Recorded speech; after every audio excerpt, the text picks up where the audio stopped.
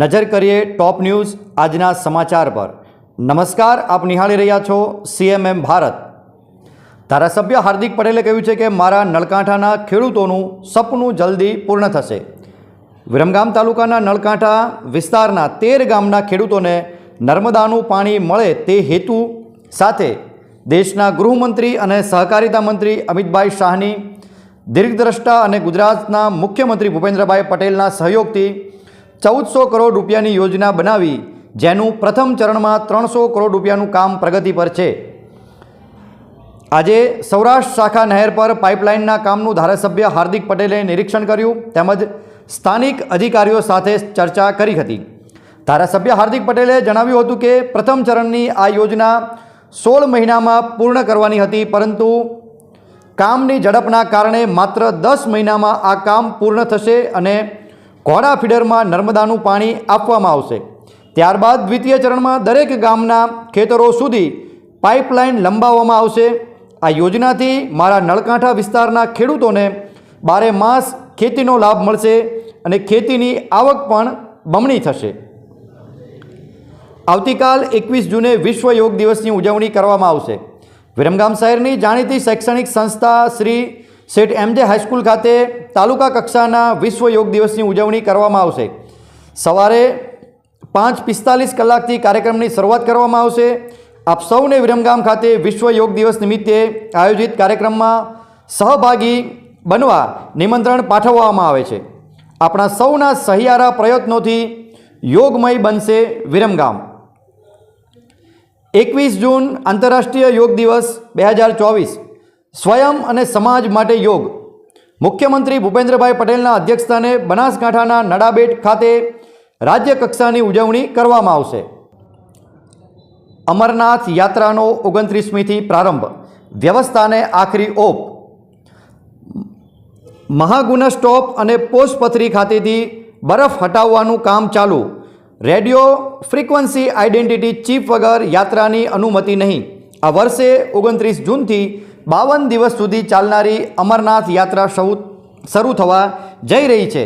પહેલગાંવ, ચંદનવાડી અને બાલતલ બંને ટ્રેક પર પવિત્ર ગુફા સુધી કોઈપણ પરેશાની વગર તીર્થયાત્રાની વ્યવસ્થા યુદ્ધ સ્તરે કરવામાં આવી રહી છે।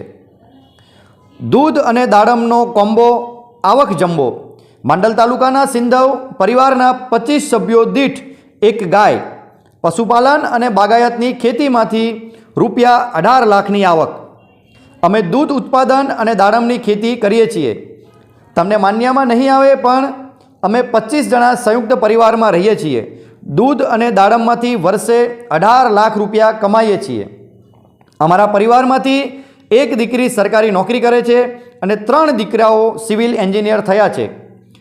એક સમયે ગરીબીનો સામનો કરતું અમારું ઘર આજે 2 નહીં પણ 12 પાંદડે થયું છે।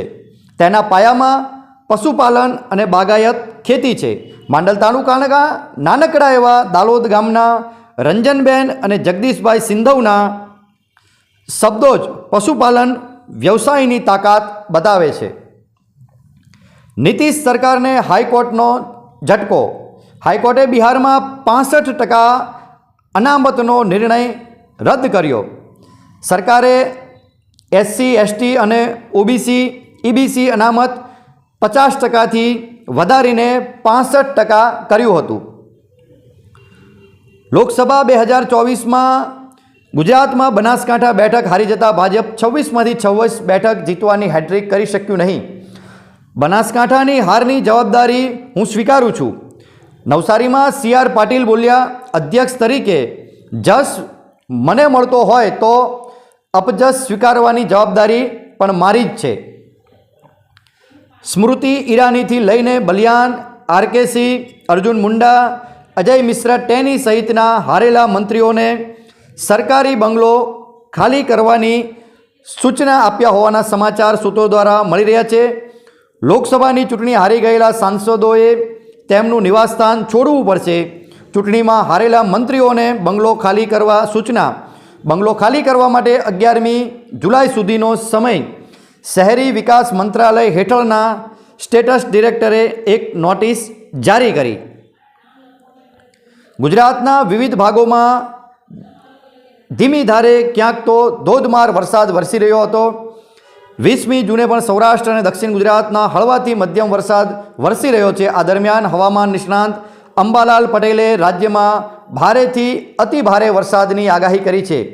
હવામાન નિષ્ણાંત અંબાલાલ પટેલની આગાહી અનુસાર 23મી જૂનથી દક્ષિણ ભારતમાં ભારે વરસાદની શરૂઆત થશે. ત્યારબાદ 30મી જૂન સુધીમાં ચોમાસું સમગ્ર ગુજરાતમાં જોવા મળશે.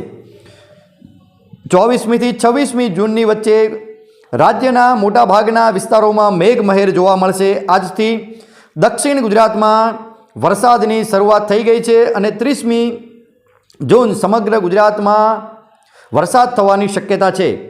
આ ઉપરાંત રાજ્યમાં સર્વત્ર વરસાદ 24થી 30 જૂનની વચ્ચે જોવા મળી શકે છે.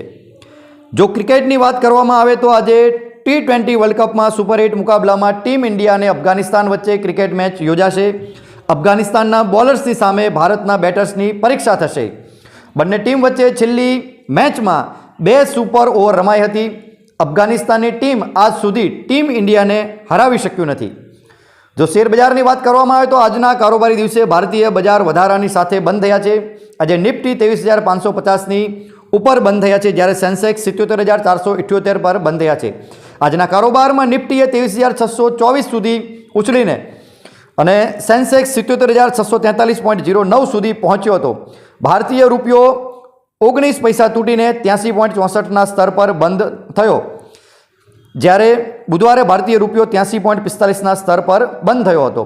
જો આપને ટોપ ન્યૂઝનો અમારો આ કોન્સેપ્ટ પસંદ આવે તો આપ અમારી યુટ્યુબ ચેનલ CMM ભારતને સબસ્ક્રાઇબ કરશો, લાઇક કરશો, કોમેન્ટ કરશો અને આ લિંકને આપના મિત્રો સુધી શેર કરશો. CMM ભારત સાથે જોડાયેલા રહેવા બદલ આપનો આભાર.